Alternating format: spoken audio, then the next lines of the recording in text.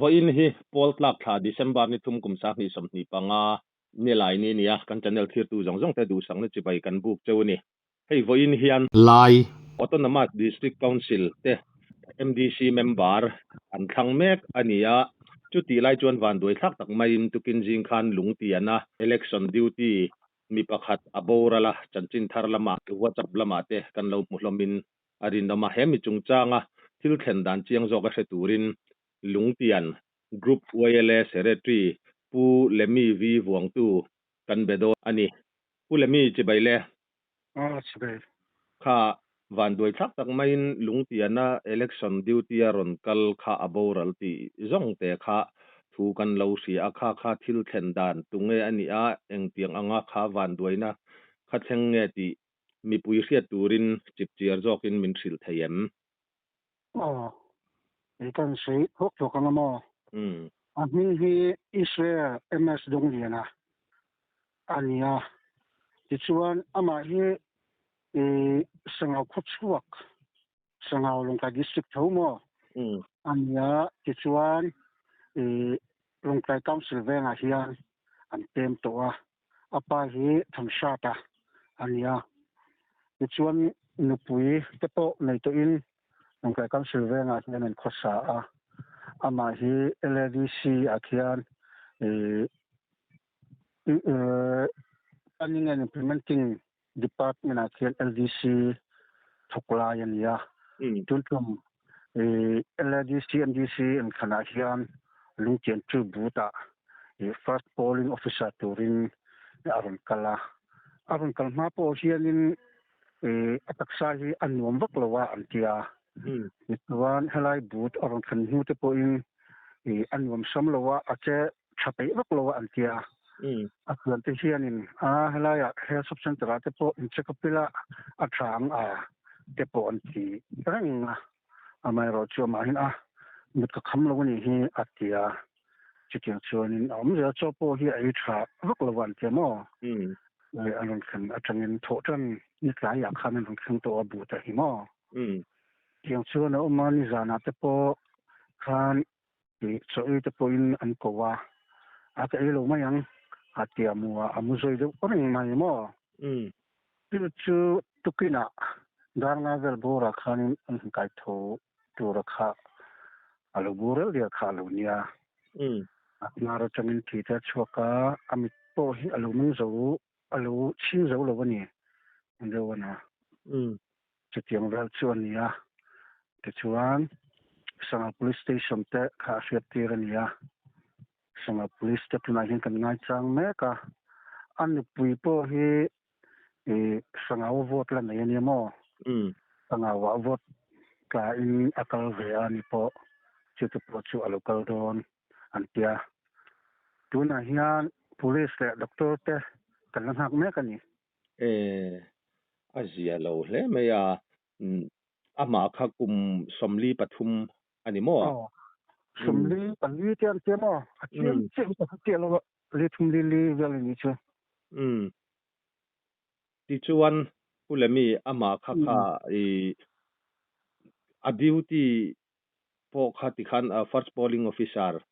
kha ania apoimo vio mai le ngala achan bawa kha engtin nge tu kina boral mai khania I khalai in khan boru ka kha ati buai viavem sarkarin aron ruak man ai o tura ron da ngal mai nge siam ngal mai nge election officer te ka kan ko ngal kan phone ngala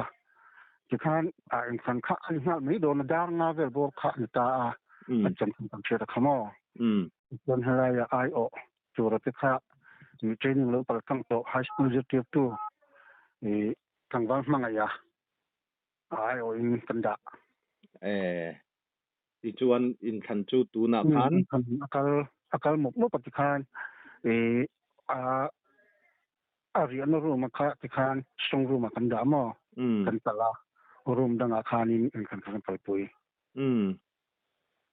ani tak chu azia lo hle maya kha in than duty khatiang anga han boral thut mai kha chuan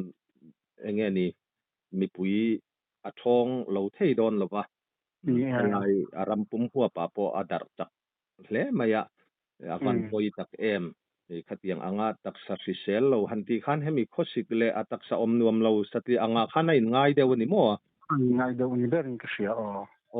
eng nat nange ti po kha juk soi fak thei lo ti na ni em sei vak thei chung lo atakka kha achau dewa achian te phei chuan kan ron chua dom po in a thom no po kha ala thape to lo an ki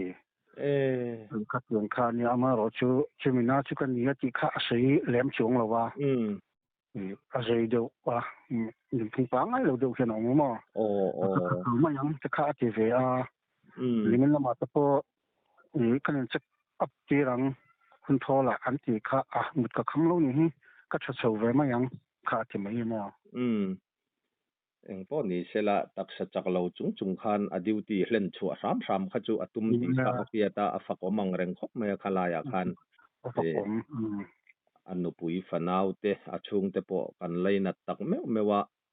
ti chuan pulemi I duty laklo ti kan ria in thanna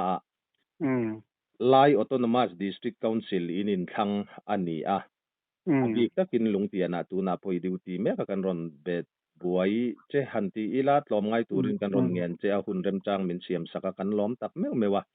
enge in khua lungtian bik in duty na in than kaldan adin mun vote late tun a thato enge in bei seite apha khalai report sim kamin han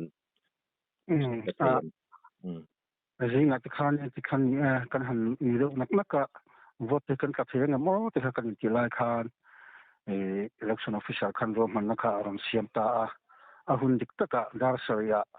vote kan khap chan the tu na hian da riak ania vote som thum le pare ta to lungtiam chu bu di ka hema lungtiam chu bu ta hian vote som ja thum som ko pa khata oma lungtiam hun bu ni mo a chapa ngai chu ni a khale klem lo ni chuni a thasik khuwa mi jingka ra te po an che chuak pai vak lo te po ni thei te ro ni chung chuan chu van duai na te khain han to ka thenan buai ngai do na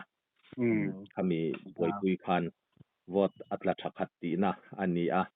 lom le mai ti chuan ni chin khan kan soi pu Israel kha tu na khalaya ruang la omri ti na ni ruang la omri tu na hian chu police te le doctor te chu kan ngak me ka mo lungtian tu ban suelen kuang ten siam saka ti chuan ha ta changin a ruang kalpuina tu ma to te pon ngai to sel to chuan pu isa he pasel tak mai ania ko sanen mang tak mai ni ania mo ka danin zai pol conductor te po ni chin pasal tak ko san bel mi tak ania ngai na ang renga te po answer po takania au yam kan ti khop mai te ni po hian ani chu lai chu pulemi iron soita ka chuan ni mi tam takin zona rilru in an lo nei in karinga khatia han mul hum kha chu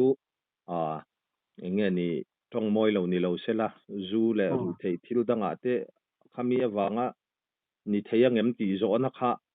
iron changin ka ria ka hanin zo kha duam chi lo wa tu na khan ka zot lo te ka ngai dan nei khan om nualin keringa mo